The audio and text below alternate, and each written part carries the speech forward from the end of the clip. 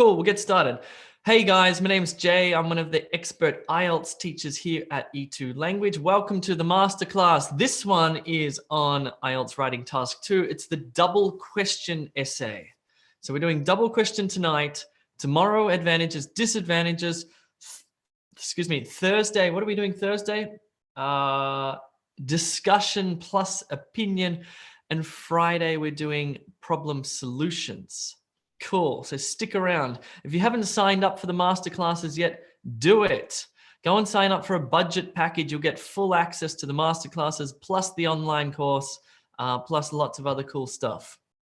Let's get started though. So in this one, we're looking at double question. Is that right? Yes, double question. This is the second one. Okay, let's talk first about essay structures because I've changed it a little bit. I've realized that we needed to put a little bit more complexity into the paragraphs. And I did this, well, we did this, I should say, at E2 Language, the teachers here, because we realized that some of the questions require you to discuss two ideas in your paragraph. For example, discuss the advantages and the disadvantages. Not advantage, disadvantage, advantages. So you needed a paragraph there that could have two ideas in it to satisfy the question. Same as problems, solutions. So we needed to create different paragraph structures. And what we also found is even for ones like double question, it's nice to just have two ideas within that paragraph as long as they're neatly connected. And I'll show you how to do that. So this is the generic essay structure. I'm going to show you the particular essay structure in a minute, but this is one that you want to just learn for any of the essays. This is the basic structure. So we have an introduction with 3 sentences. I'll get to that in a second. I think you know how to do that. The paragraph is interesting. So sentence 1, we have a topic sentence where we outline the main idea. For example, the problems, or the answer to question 1, or the advantages, or the disadvantages, for example. Then we have point 1 and give evidence. Then we have point 2 and give evidence. And then we have a concluding sentence. And we do the same thing here in paragraph 2. Okay? Now, a few words of warning. You need to be able to write more than 200, not be able to, you need to write more than 250 words because you will be penalized. Now, I don't know if you know this, but 23% of candidates, more than 2 out of 10 candidates, lose marks because they don't write 250 words. Okay, so let's just think about this. So your introduction, 40 words. Paragraph 1, 70, 70, and 40. You're going to write 220 words. It's not enough. You're going to lose a whole band score because of that. But if you write 60, 90, 90, and 60 using these paragraph structures, you'll get to 100 words, and that is a happy person when you receive your results. Okay? Just another little word of warning. On test day, they give you 1 piece of paper to write your essay. For me personally, I have big handwriting. It's not enough. I can only write about 180 words front and back. So I have to ask for another piece of paper to make up that 250. So just be careful. I think one of the reasons why 23% of candidates fail to meet the word count is probably like me, they have big handwriting. So anyway, enough of that.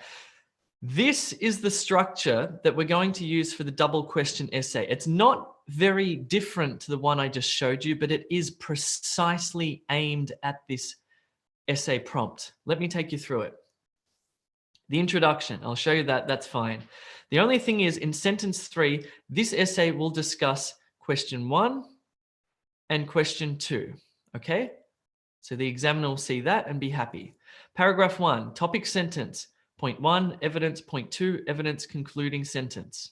Same thing with paragraph 2, topic sentence. This will be related to question 1. This will be related to, sorry, I got that wrong. This will be related to question 2. And then in conclusion, a general statement, second sentence, we summarize our main ideas of paragraph 1 and 2, because it's not asking for any opinion here. It's just asking us to answer these 2 questions, which we do. No opinion necessary here. Well, kind of, we answer a question, but it's different. Let's look at the question prompt. Here we go. So imagine you sit down on test day and this is in front of you. I'll just give you 20 seconds to read it.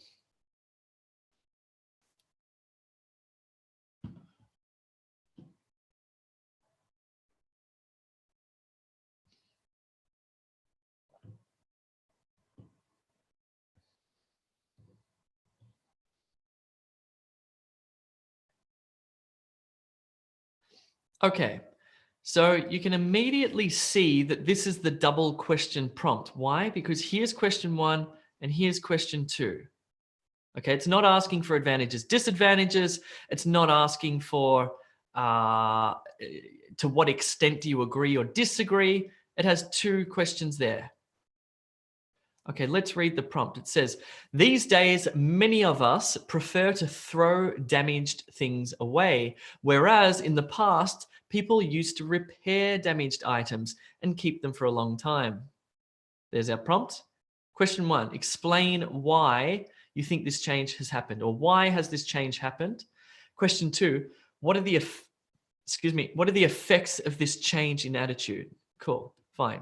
We need to analyze the topic and we need to plan to cover all parts of the question. So here's the topic part 1. These days, many of us prefer to throw damaged things away. Topic part 2, whereas in the past, people used to repair damaged items and keep them for a long time. Question 1, explain why you think this change has happened. Question 2, what are the effects of this change in attitude? How do we get an IELTS 9? Well, this essay here is deserving of an IELTS 9. It's 286 words. It completely answers that question. It has precise vocabulary, accurate grammar, and it's very well structured. Let's begin because I want you to write one as well. Let's write the introduction. So, introduction, we're going to have 3 sentences. The first sentence, we're going to write a general statement about this question prompt. It can be a very short sentence, that's fine, but it has to be related to this issue. Let's read it again. These days, many of us prefer to throw damaged things away, whereas in the past, people used to repair damaged items and keep them for a long time. All right, so let me just think of a few off the top of my head. People are becoming increasingly wasteful. What about people tend to care less about the things they own these days? Something like that, just a general statement about this prompt. Let me show you what I actually wrote. My mother's generation had many skills that young people lack today. Okay, this is heading in a slightly different direction. Your turn. You have 1 minute to write a general statement based on that prompt.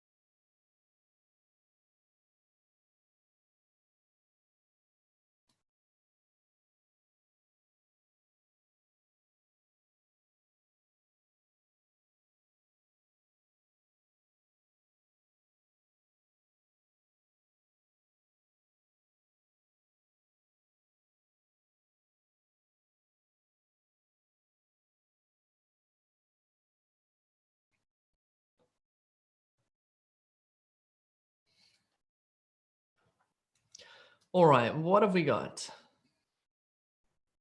Okay, sorry. Somebody in here in this webinar is not seeing my screen clearly. I'm going to send you a link. If my screen is not formatting well on yours, you'll have to watch this on YouTube Live. I just put the link into the chat there. So whoever was saying that my screen's not formatting properly, click that blue link in the chat and it'll take you to YouTube Live. You can watch there, but you can ask questions still in the webinar. All right, let me read you two. Nowadays, people tend to throw away the damaged items rather than fixing them, which was more common in the past. Okay, that's the second sentence, which I'm going to show you in a second. That's where you rewrite the prompt. This one comes before rewriting the prompt. It's just a general statement about wastefulness, not caring for items, something like that. So Anand's written a reasonably good one. Damaged items are becoming increasingly thrown away. Let's move it around. Increasingly, people are throwing damaged items away. Nowadays, many people increasingly throw broken things away. Great, fine. That's on topic. That's what you want to do. All right. Let's move to the second sentence of our introduction now. And if we look up here, sentence 2, we rewrite the question prompt in our own words. So now we rewrite this. So I wrote this. In the past, people could mend clothes, sew on buttons, and fix a broken tap. But this is not true of current generations who tend to replace rather than repair. So let's read it again. These days, many of us prefer to throw damaged things away, whereas in the past, people used to repair damaged items and keep them for a long time. So what I've done is I've rewritten that in my own words to say something different. I've included a little bit of additional information. This first one is more broad and general. Your turn. I want you to rewrite this now in your own words. You have 1 minute.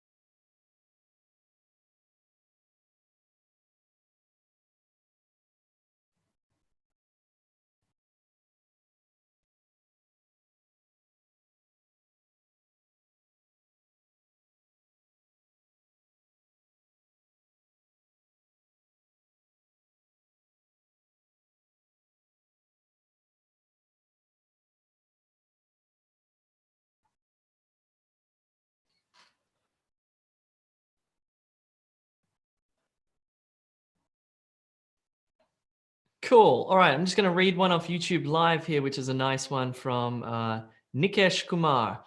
Nowadays, people are replacing damaged things with new ones. Full stop. In the old days, they used to repair and use them for a much longer time.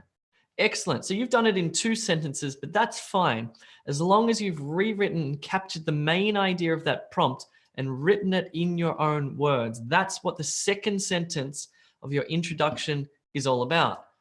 Cool. Let's write the third sentence of the introduction. This is probably the most important sentence of your entire essay because it's going to tell the reader what you will write about. Sentence 3. This essay will discuss X and Y.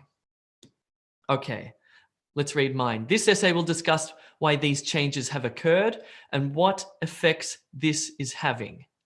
Why did I write that? Because I wanted to do X and Y, okay? I wanted to discuss X and Y. In other words, I wanted to discuss question 1 and I wanted to discuss question 2. Now, I don't know what I'm going to write about yet because I haven't got to my paragraphs, but at least I can tell the reader I'm going to give you an answer for question 1 and I'm going to give you an answer for question 2. That's what this essay will do, right? I'll get there in the paragraphs coming up, but that's all I have to do for the third sentence of my introduction. This essay will discuss this one here and this one here. Your turn. I want you to write a "this essay will discuss" sentence. You have 1 minute.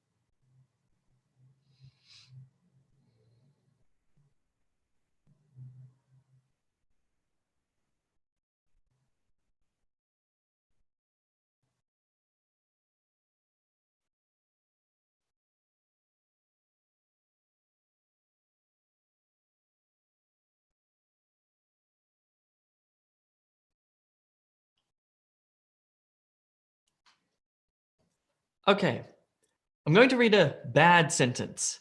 A sentence that will get you into trouble on test day because it's saying that you're going to do something which you won't be able to do. So I don't want to offend whoever wrote this, but in recent years, I believe that there are many reasons why this is happening. Okay, two issues with this sentence. First of all, I believe. It's not asking you for your opinion. You should avoid sentences like that for this particular essay type. Secondly, I've lost it. There are many reasons. Okay, you're not going to be able to talk about many reasons. Keep it simple, keep it simple. Focus on and say, this essay will discuss the reasons why this is happening or the reason why this is happening, in addition to the effects of this change in attitude, or slightly different. Let me just read you mine again. Here we go. Here's my full introduction. My mother's generation had many skills that young people lack today. There's my broad general statement. Now I rewrite the question. In the past, people could mend clothes, sew on buttons, and fix a broken tap. But this is not true of current generations, who tend to replace rather than repair. This essay will discuss why these changes have occurred and what effects this is having. Cool, well done. You've just written a fantastic introduction that the IELTS examiner is going to go, excellent, well done. Let's now write paragraph 1. Okay, so our paragraph 1 is going to have 6 sentences. And what we're going to focus on in paragraph 1 is question 1, okay? We'll leave question 2 for paragraph 2. So we're focusing on explaining why you think this change has happened. And we're going to start sentence 1 with a topic sentence for question part 1. Just give me a second while I get rid of my slides have just collapsed and we're back. Cool. Today, fashion changes quickly, but in the past, it changed slowly. Clothing and furniture, for example, would last for many years, even generations. However, these days, with pervasive advertising and communication via social media, information about new items travels quickly, and we tend to throw out the old to buy the new. Your turn. I want you to write sentence 1, 2, and 3, because sentences 4, 5, and 6 kind of introduce a new idea. So let's just do sentences 1, 2, and 3. I want you to write a topic sentence. I want you to write point 1 and give some evidence. I'm going to give you 4 minutes to do this.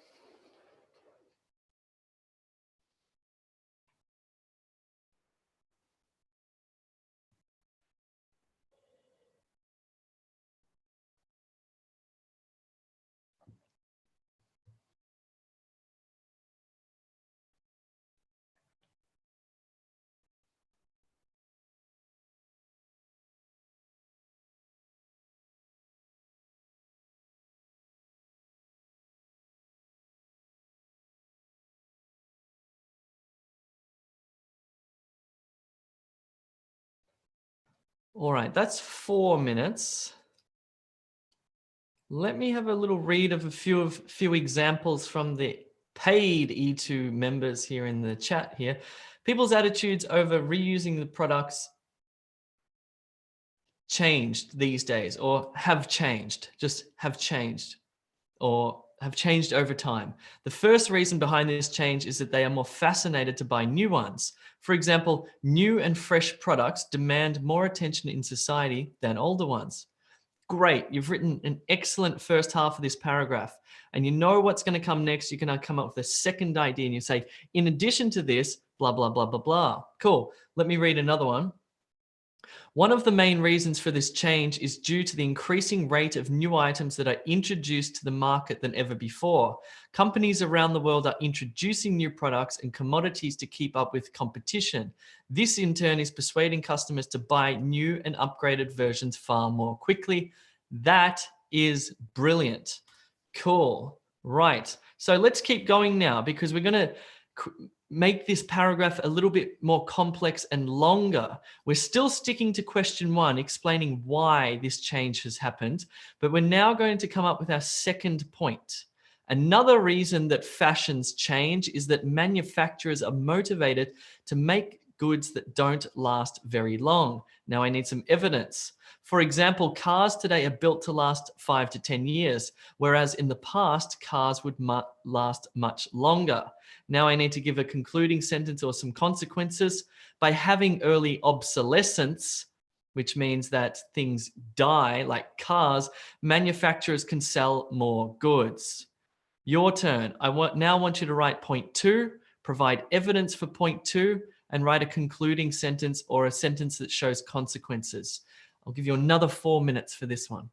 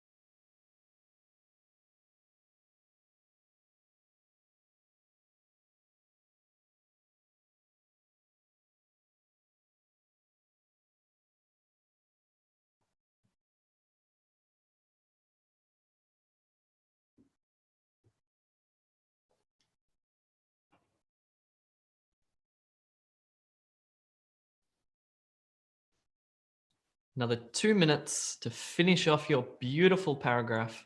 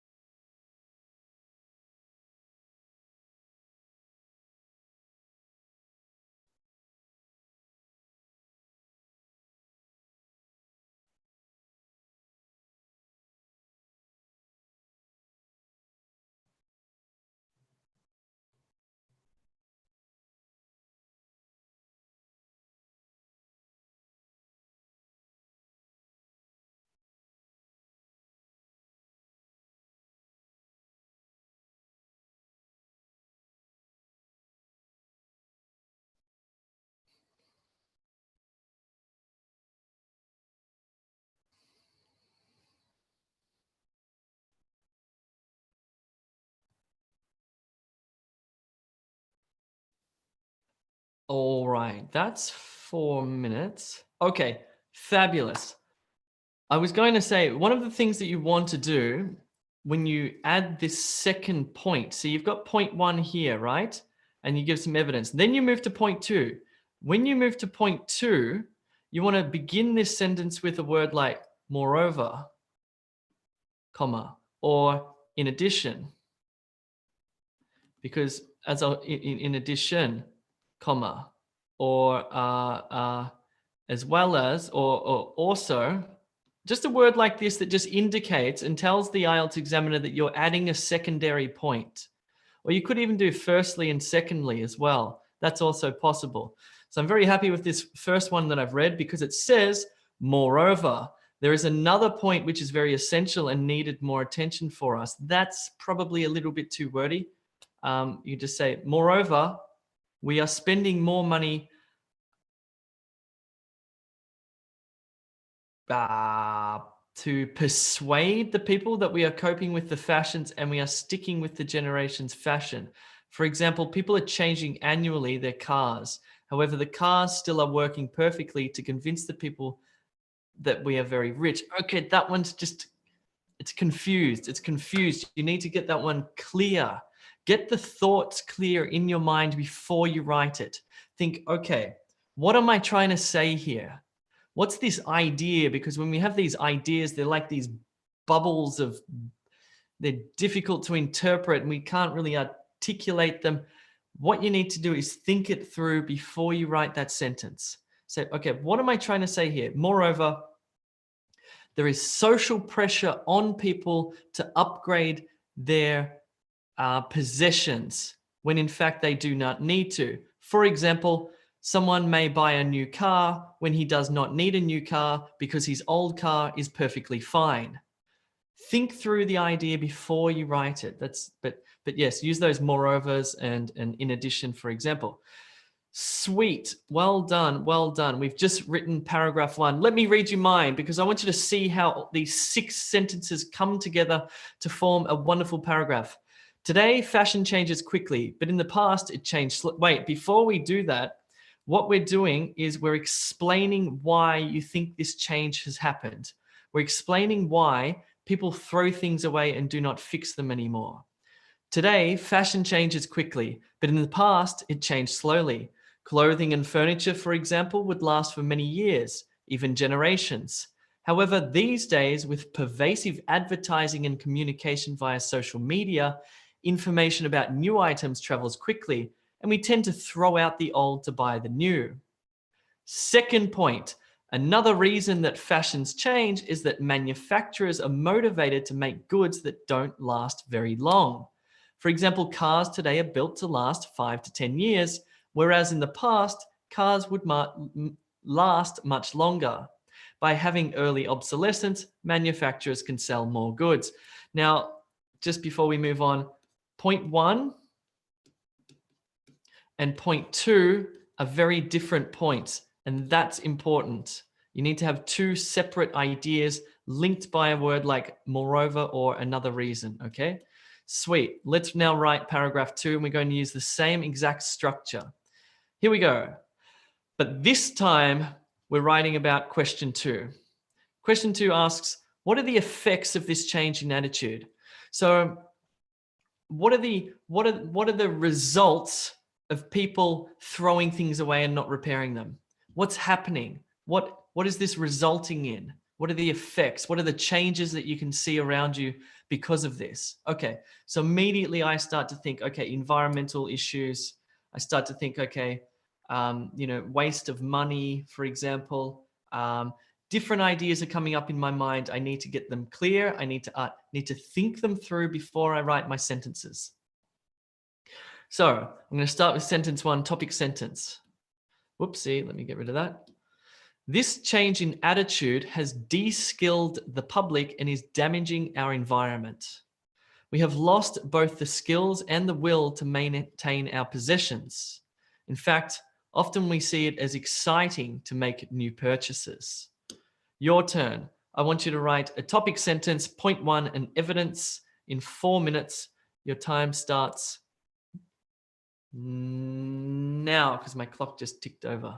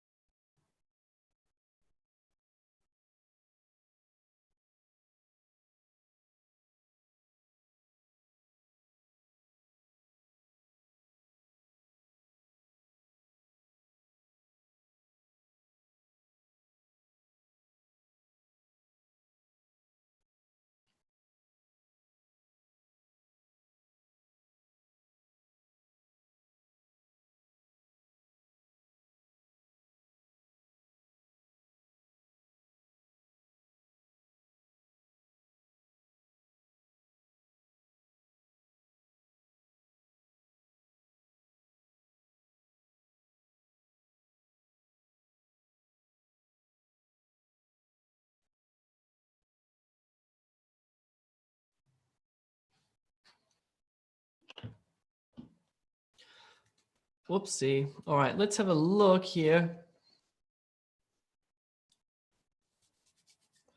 Attitudes and behaviors of the people have impacted dramatically with the generations' change in their lifestyle. Previously, people were very simple in their behaviors. Currently, the attitudes of people are very complicated. For example, young generations' attitudes tend to be, okay, it's a bit off topic. It's a bit off topic. Keep on the topic of the effects of throwing things, having that attitude of throwing things away. What are the effects of that? Okay. Let me read this one. This change in attitude has some effects on the individuals themselves and on the society as a whole. Good. Individuals are unknowingly spending more rapidly on goods and items as they replace more quickly than ever before. This has resulted in low levels of savings in their lifestyles. That's the effect, that people can't save money. Good. That's a nice one. I see another one here about the effect on the environment. I saw another one about the effect on unemployment. I don't know. You could argue that this is a positive thing because it creates employment as well. It's different ways to skin a cat. Cool. Let's move on. Now we're going to look at point 2. And we're still on this same question too. What are the effects of this change in attitude? Another change is that we now create more negative environmental impact. Impacts. Just pretend you didn't see that, because many of the goods we buy and throw out are not biodegradable. Okay, I need some evidence here. We have become a generation of consumers and we are damaging the environment. Okay, what's the conclusion or consequence? This is a huge change from the past. Excellent. Your turn. I want you to now add point 2, evidence, and a concluding sentence or a consequence to your paragraph in 4 minutes.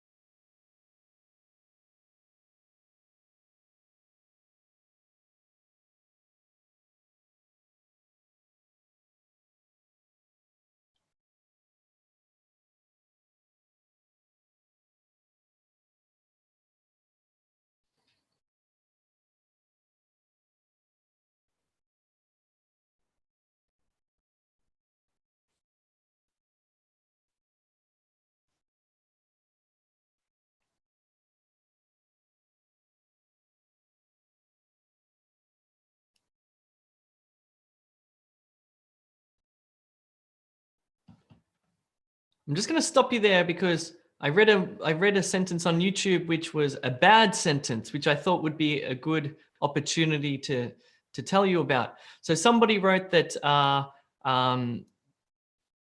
okay, there are negative effects associated with throwing things away. Therefore, people should be better educated. Okay, that's unnecessary because we're just asking for the effects. The question is only asking for the effects. It's not asking for your opinion about how to resolve the problem.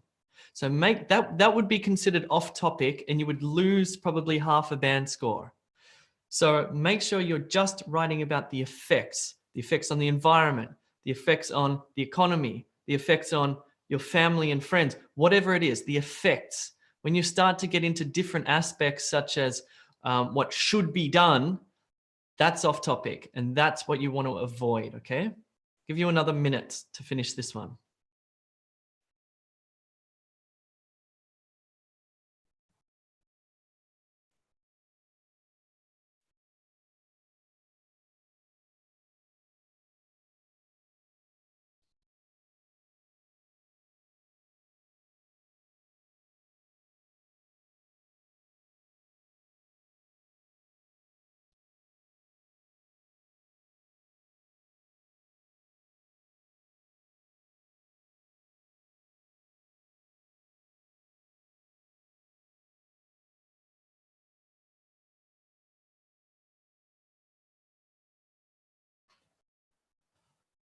All right, cool. I'm just going to read one more from YouTube because I think this is a great opening, a great point too. The other effect of throwing damaged things away is that it leads to environmental degradation. The other main effect is, boom, great point two, clearly written and a nice clear idea. The effect is environmental degradation. That's how clear you have to be with this sort of stuff. Okay, good, good, good. Actually, let me read a few from the E2 members here. There are many people who have devoted their life. Let me read this one. Another effect of this change is the impact on the environment. Beautiful. That's it. It's clear. The IELTS examiner sees that and goes, yep, bang, got it. Well done. Another effect of this change is the impact on the environment. Nowadays, individuals are more keen to buy low quality, non-biodegradable items, not stuff. Stuff's a bit informal, that are sometimes overly packaged. This results in more waste thrown in the garbage instead of reusing and recycling them. Incorrect, blah, blah, blah, blah, blah. Excellent, good. Cool, cool, cool. Right, so this is my paragraph 2. And I've used this 6-sentence paragraph structure where I've used a topic sentence, point 1, evidence, point 2, evidence, conclusion, consequences. So really, if you're going to memorize this paragraph structure, all you need to memorize is this, point 1, evidence, point 2, evidence. And then you just need a topic sentence and a concluding sentence at the end, okay? This change in attitude has de-skilled the public and is damaging our environment. We have lost both the skills and the will to maintain our possessions. In fact, often we see it as exciting to make new purchases. Another change is that we now create more negative environmental impacts because many of the goods we buy and throw out are not biodegradable. We have become a generation of consumers and we are damaging the environment. This is a huge change from the past. Excellent. Now we move to the conclusion. We're going to have a 2-sentence conclusion. The first sentence is going to be another general statement preceded by the phrase in conclusion. Sentence 2 will be a summary of the main ideas of paragraph 1 and 2. So in conclusion, today we tend to buy new items rather than repair older possessions. So this general statement, remember we wrote the general statement as the first sentence of our introduction. Now we do it again. Keep it nice and clear and simple. So we're taking this and we're just writing a nice general statement there. Fine. Then we summarize the main ideas of paragraph 1 and 2. In the process, most of us have lost the skills and the desire to repair older items, and a further consequence and effect is that we are damaging our environment due to excess waste products. Cool, your turn. I want you to write a 2-sentence conclusion where you say, in conclusion, general statement. Sentence 2, you summarize your 2 ideas, and that is that. I'm going to give you 4 minutes. It says 9, but just forget that. 4 minutes to write this. 3 minutes to write this perfect conclusion.